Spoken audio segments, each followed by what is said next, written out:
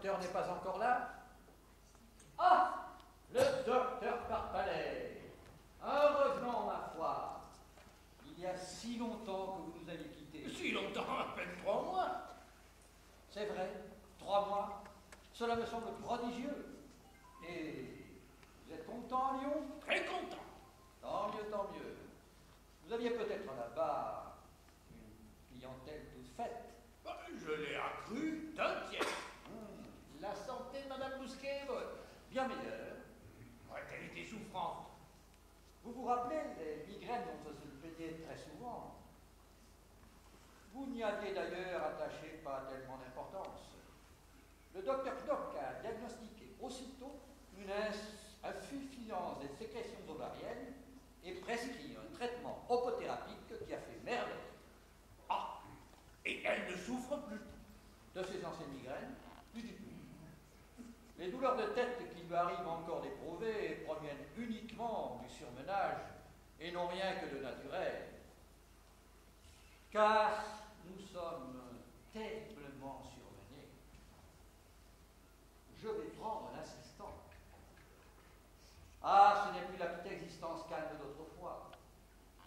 Si je vous disais que, même en me couchant à 11h30 du soir, je n'ai pas toujours terminé l'exécution des ordonnances. Bref, le Pérou.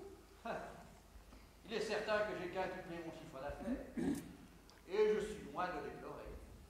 Mais il y a d'autres satisfactions que celle-là.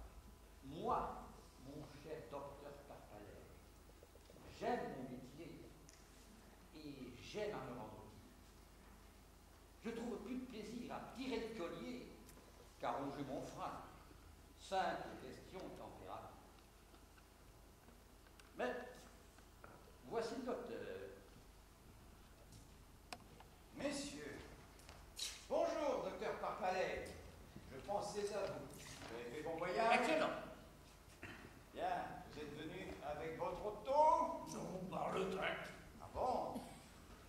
Il s'agit de l'échéance, n'est-ce pas? C'est-à-dire que je profiterai de l'occasion. Messieurs, je vous laisse. Je monte au 15.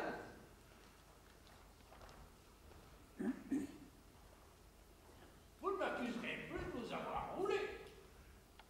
L'intention y était bien, mon cher confrère. Vous ne direz pas que je vous ai cédé le poste et que le poste valait quelque chose. Oh, vous auriez pu rester, hein. Nous serions à peine gênés l'un l'autre.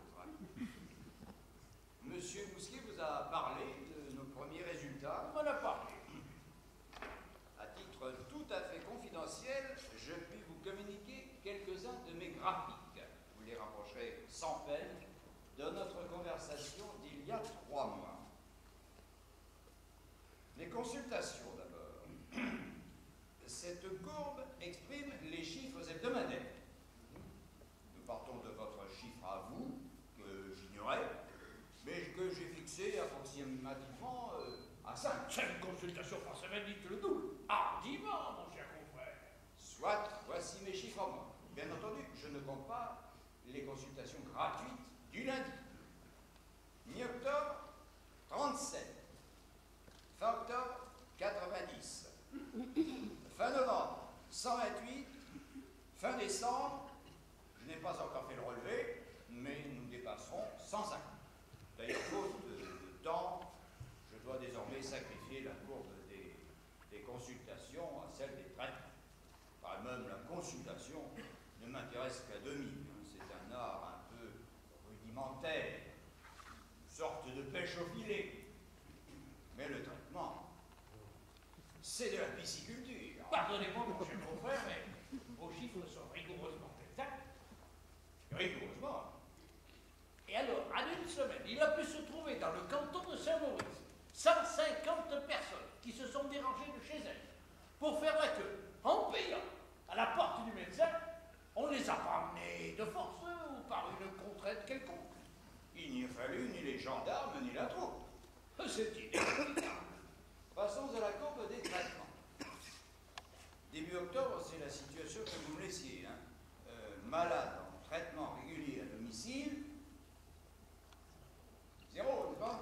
Bon, alors, fin octobre, 32, fin novembre, 121, Fin décembre, notre chiffre se situera entre 245 et 250. J'ai l'impression que vous abusez de ma crédulité. Moi, je ne trouve pas ça énorme. N'oubliez pas que le canton renferme 2853 foyers et là-dessus, 1500 de revenus réels qui dépassent 12 000 francs. Qu'est-ce que c'est que cette histoire de revenus? Vous ne pouvez tout de même pas imposer la charge d'un malade en permanence à une famille dont le revenu n'atteint pas 12 000 francs. Ce serait abusif. Et pour les autres non plus, on ne saurait avoir un régime uniforme. J'ai 4 régimes de logement. Le plus modeste, pour les revenus de 12 à 20 000, ne compte qu'une visite par semaine et 50 francs environ de frais pharmaceutiques par mois. Au sommet, le traitement de luxe, revenu supérieur à 50 000 francs, entraîne 4 visites par semaine et un minimum de 300 francs par mois de frais divers, rayons X, radium, massage électrique, analyse médicale, médication courante, etc., etc. Mais comment connaissez-vous le revenu de vos clients? Pas par les agents du fisc, croyez-le, et tant mieux pour moi. Alors que je dénombre 1500 de revenus supérieurs à 12 000 francs, le contrôleur de l'impôt en compte 17. Le plus gros revenu de sa liste est de 20 000. Le plus gros de la mienne, de 120 000. Nous ne concordons jamais. Il faut réfléchir aussi que lui travaille pour l'État. Oui, mais vos renseignements à vous, vos informations à vous, d'où sortent-elles? De bien des sources. Et c'est un très gros travail. Presque tout mon mois d'octobre y a passé. Et je révise constamment. Regardez ceci. C'est joli, n'est-ce pas? On dirait une carte du canton, mais qu'est-ce que c'est que tous ces points rouges là? C'est la carte de la pénétration médicale. Chaque point indique l'emplacement d'un malade régulier. Il y a un mois, vous auriez vu ici une énorme tache grise, la tache de Chabriel. Oui, celle du nom du hameau qui en formait le sang. Aujourd'hui, la tache n'a pas entièrement disparu, mais elle est morcelée, n'est-ce pas? On le remarque à peine. Même si je voulais vous cacher mon ahurissement, mon cher collègue, je n'y parviendrai pas. Je puis mettre en doute vos résultats et ils me sont confirmés de plusieurs côtés. Vous êtes un homme étonnant.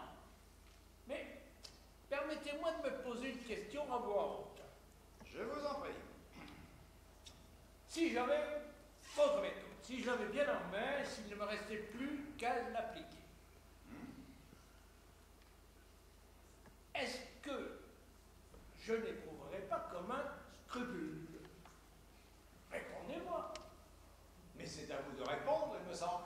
Mais remarquez, je ne tranche rien. Je soulève simplement une question extrêmement délicate. J'aimerais vous comprendre mieux. Bon.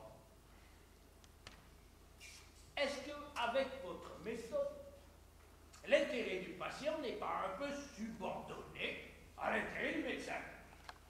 Docteur Parpalais, vous oubliez qu'il y a un intérêt supérieur à ces deux-là. Lequel? Celui de la médecine. C'est le seul dont je me préoccupe. Vous me donnez un canton peuplé de quelques milliers d'individus neutres, indéterminés. Mon rôle, c'est de les déterminer, de les amener à l'existence médicale. Je les mets au lit. Et je regarde ce qui va pouvoir en sortir. Un tuberculeux, un névropathe, un artérioscléreux, ce qu'on voudra. Mais quelqu'un, bon Dieu, quelqu'un, rien ne m'agace comme cet être ni chair ni poisson, que vous appelez un être bien portant. Et vous ne pouvez tout de même pas mettre tout un canton au lit. Cela se discuterait, car j'ai connu, moi, 5 personnes de la même famille, malades tous à la fois, au lit tous à la fois, et qui se débrouillaient fort bien.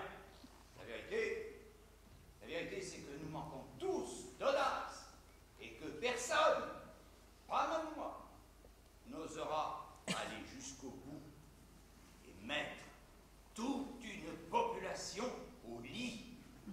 Pourquoi? Mais soit, je vous accorderai qu'il faut des gens bien portants, ne serait-ce que pour soigner les autres, ou pour former à l'arrière des malades en activité une espèce de réserve. Ce que je n'aime pas, c'est que la santé prenne des airs de provocation. Alors là, vous avouez que c'est excessif. Fermons les yeux sur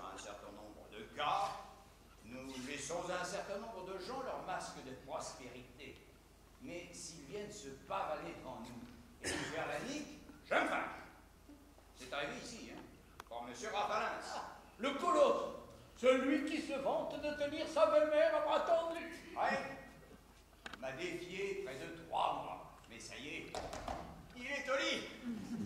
Ces vantardises commençaient à affaiblir l'esprit médical de la population. Il subsiste pourtant une sérieuse difficulté. Laquelle, docteur Parpalais? Et ne pensez-vous pas qu'en généralisant l'application de votre méthode, cela amène un certain ralentissement des autres activités sociales? Cela ne me regarde pas. Moi, je fais de la médecine. Regardez un peu par ici, docteur Parpalais. Vous connaissez la vue qu'on a de cette fenêtre. Entre deux parties de billard, jadis, vous n'avez plus manqué d'y prendre garde. C'est un paysage rude, à peine humain que vous contempliez. Aujourd'hui, je vous le donne, tout imprégné de médecine, animé, parcouru par le feu souterrain de notre art. La première fois que je me suis planté ici, au lendemain de mon arrivée, je n'étais pas trop fier. Je sentais que ma présence ne pesait pas lourd. Ce vaste terroir se passait insolemment de moi et de mes pareils. Mais maintenant, j'ai autant d'aise à être ici qu'à son clavier l'organiste des grandes orgues. Dans 250 de ces maisons, il y a 250 chambres où quelqu'un confesse la médecine. 250 lits où un corps étendu témoigne que la vie a un sens, et grâce à moi, un sens médical. La nuit, c'est encore plus beau, car il y a les lumières, et presque toutes les lumières sont à moi. Les non-malades dorment dans les ténèbres, ils sont supprimés. Mais les malades ont gardé leur veilleuse, ou leur lampe. Tout ce qui reste en marge de la médecine, la nuit, en débarrasse, en dérobe l'agacement et le défi. Le canton fait place à une sorte de firmament dont je suis le créateur continuel. Et je ne vous parle pas des cloches. Songez que pour tout ce monde, leur principal office est de rappeler mes prescriptions, qu'elles sont la voix de mes ordonnances. Songez que dans quelques instants, il va sonner 10 heures et que, pour tous mes malades, 10 heures, c'est la deuxième prise de température rectale et que, dans quelques instants, 250 thermomètres vont pénétrer à la fois. Mon cher confrère, j'ai quelque chose à vous proposer. Quoi donc? Alors que vous n'êtes pas à sa place dans un chef-lieu de canton, il lui faut la grande mine. Je l'aurai tôt ou tard. Vous avez une situation à m'indiquer? Ben oui, la mienne. Je vous la donne. Je ne peux pas mieux vous prouver mon admiration. Oui, et vous? Qu'est-ce que vous viendriez? Oh, ben, je me contenterai à nouveau de Saint-Maurice. Oui.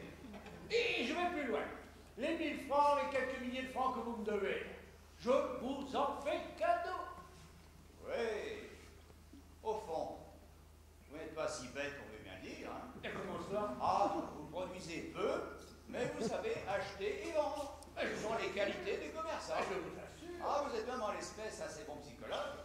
Vous devinez que je tiens plus à l'argent dès l'instant que j'en gagne beaucoup et que la pénétration médicale d'un ou deux quartiers de Lyon m'aurait vite fait oublier mes graphiques de Saint-Maurice. Oh, je n'ai pas l'intention de vieillir ici, mais de là me jeter sur la première occasion venue.